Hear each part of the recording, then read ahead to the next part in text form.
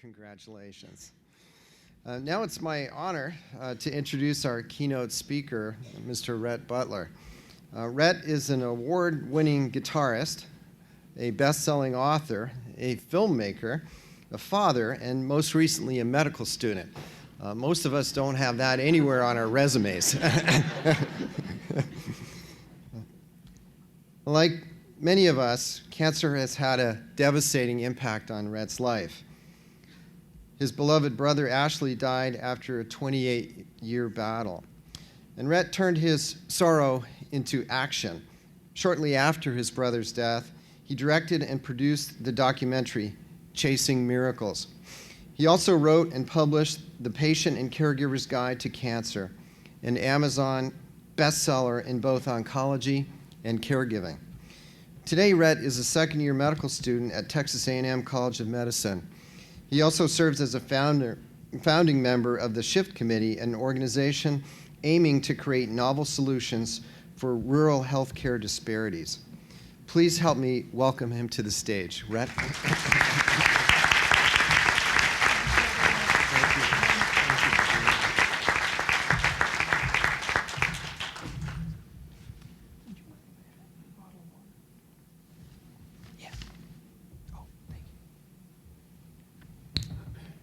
Take a drink of this first.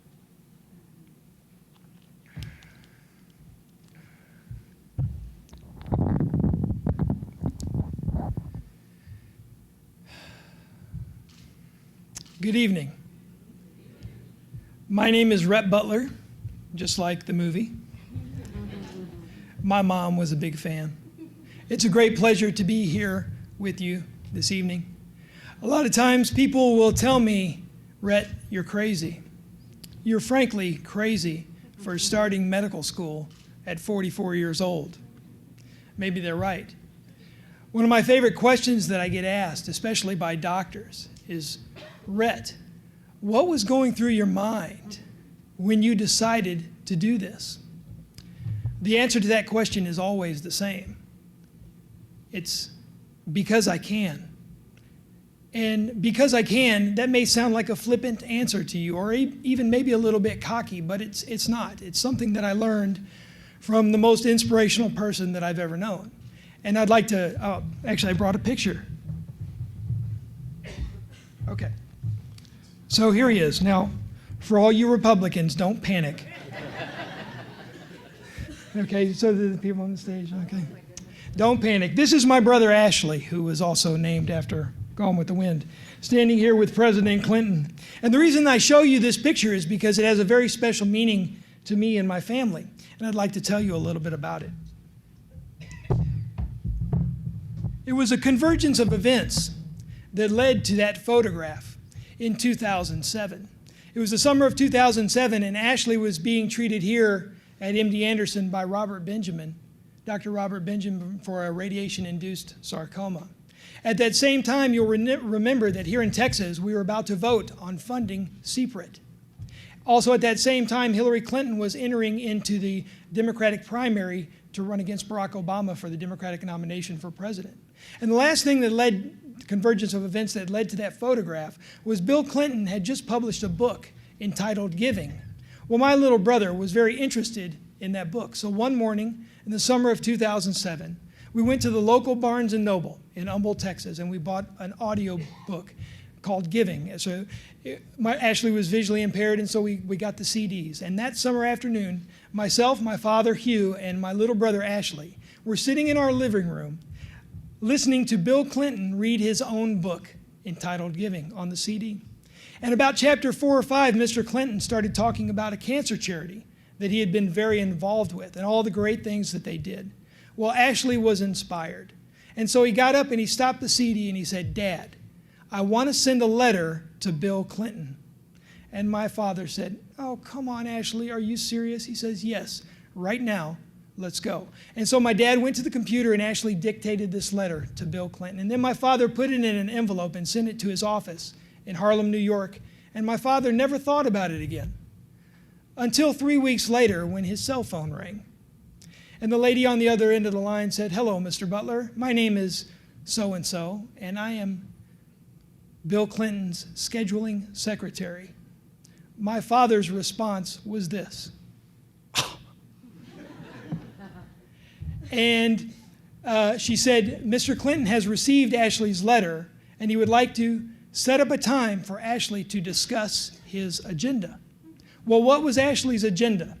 Ashley wanted to know that if Hillary Clinton were to be elected president of the United States, would she support cancer research on a national level the same way that we in Texas were about to do with CPRIT?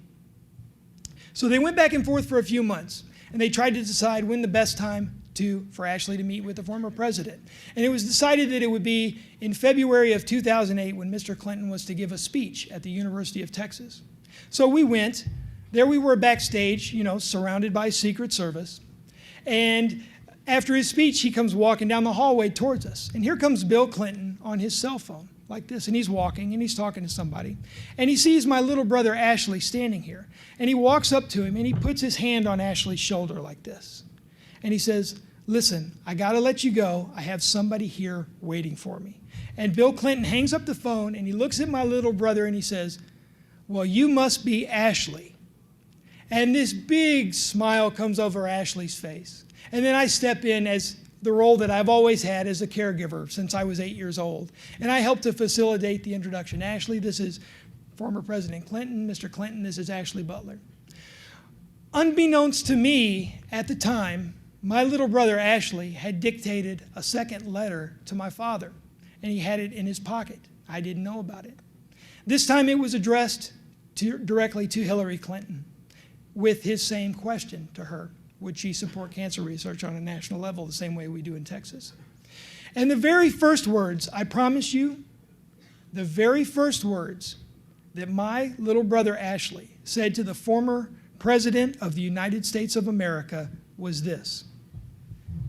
He reached into his pocket and he pulled out a folded note and he said, here, give this to your wife.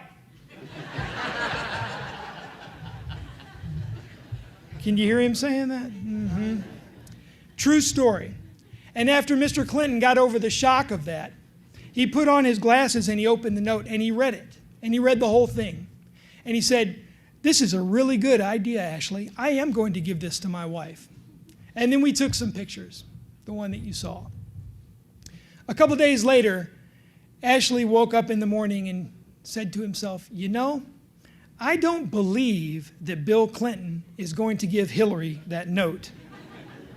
And so my brother Ashley Butler took it to the next level. He made his father drive him down to the Democratic headquarters in Austin, Texas, and he got 2 tickets for Hillary Clinton's town hall meeting that was to be filmed in March of 2008. And then on national television from the second row, Ashley Butler asked Hillary Clinton, if you're elected president, will you support cancer research the same way that we do here in Texas?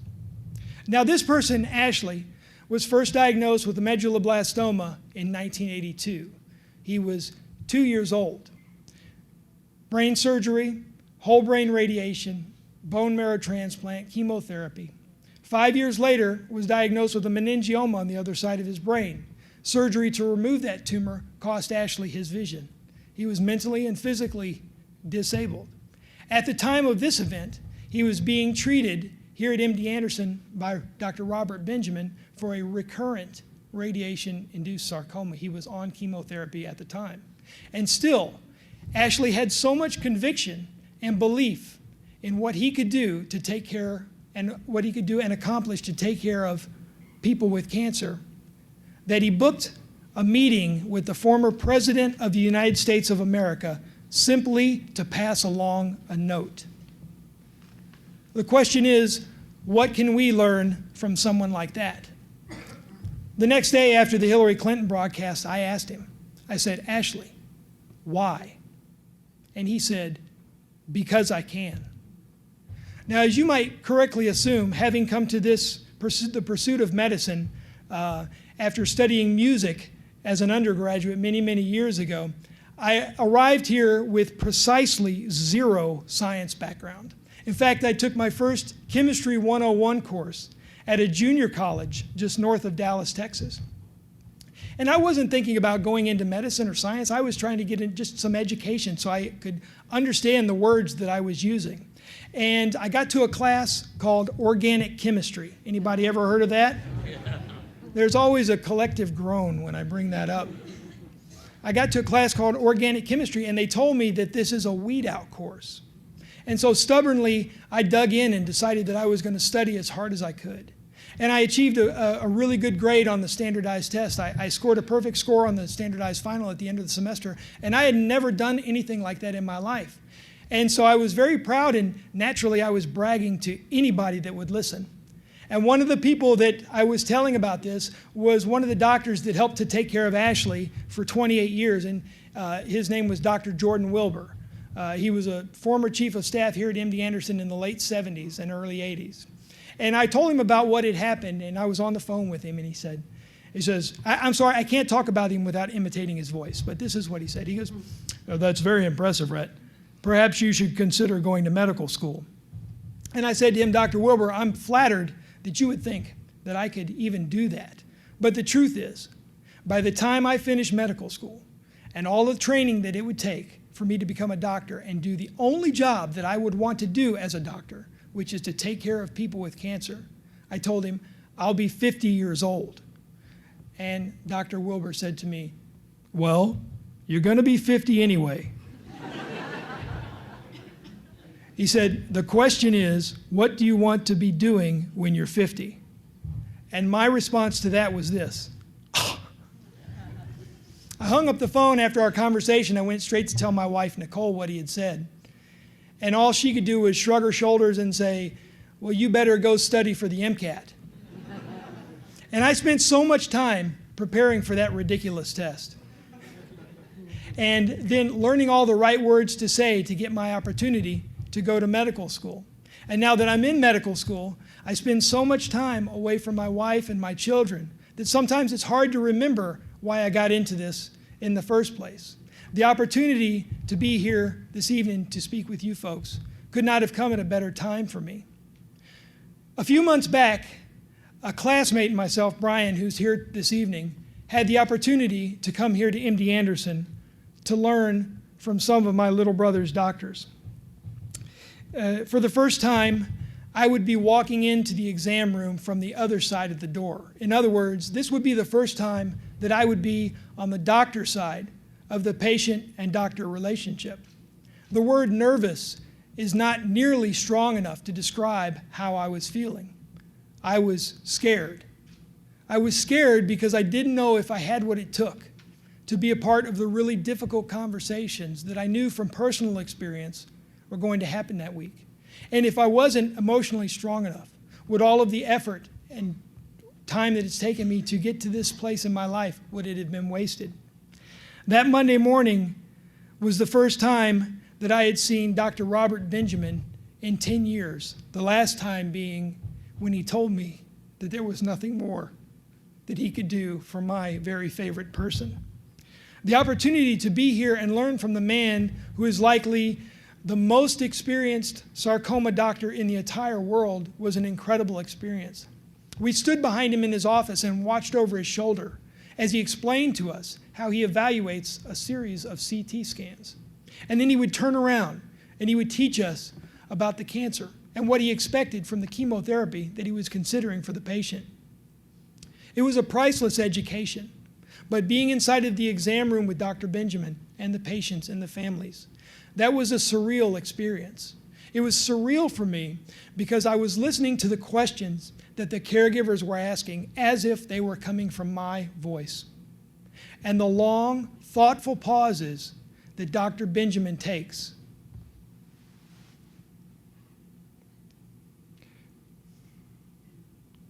When he is considering his answers were even more deafening this time than they had been 10 years ago when he was responding to my questions.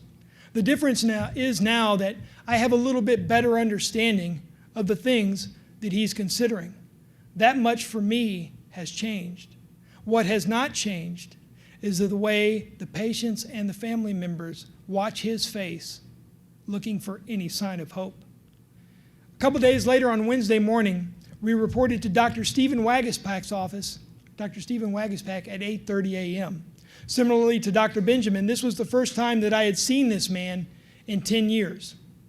And the very first thing that he said to us after I introduced him to my classmate was, "Listen, guys, we have to work quick today. We have a 3:30 appointment that has some really bad news." Right then, he opened up the PET scan and told us about what was happening with this patient's cancer and why the therapy wasn't working. I watched Stephen Waguespack open that same PET scan 4 times that day, each time telling us how difficult it was going to be to have this conversation with this patient that he had been with so many years. So by the time 3:30 rolled around and it was time to meet this woman and her family, my anxiety was off the chart. And when we walked in the room, Dr. Waguespack took his time and he made the family feel comfortable and he made some small talk. The woman wanted to tell him all about the things that had been happening in her life in the 3 months since they had last met.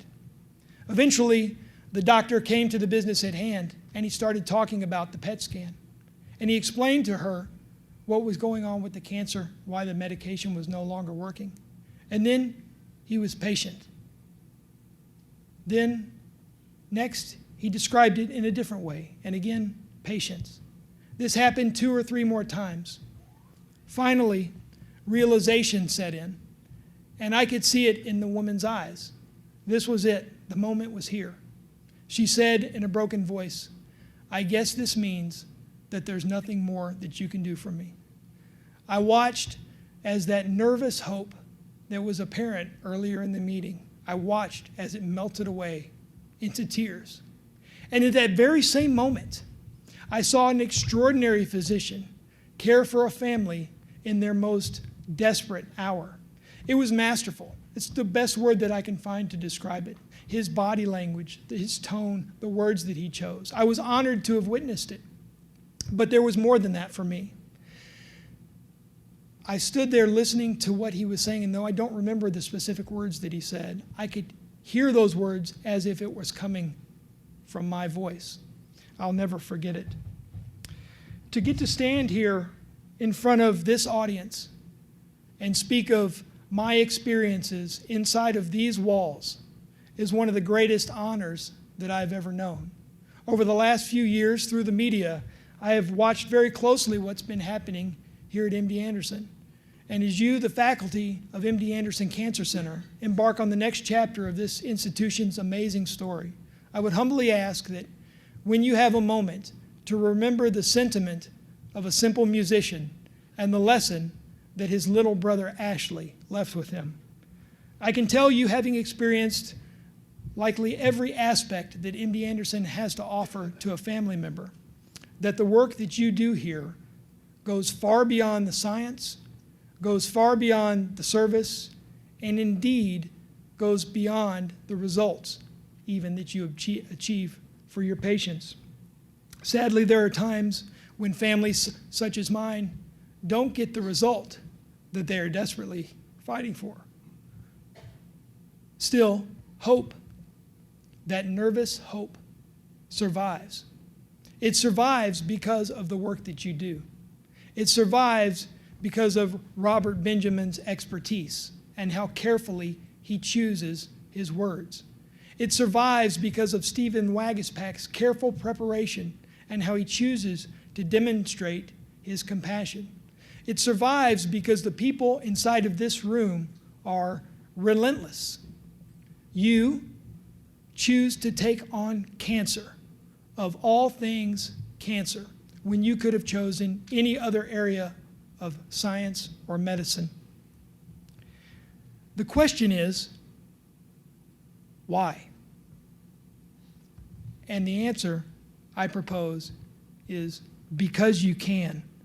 And for that, my family thanks you.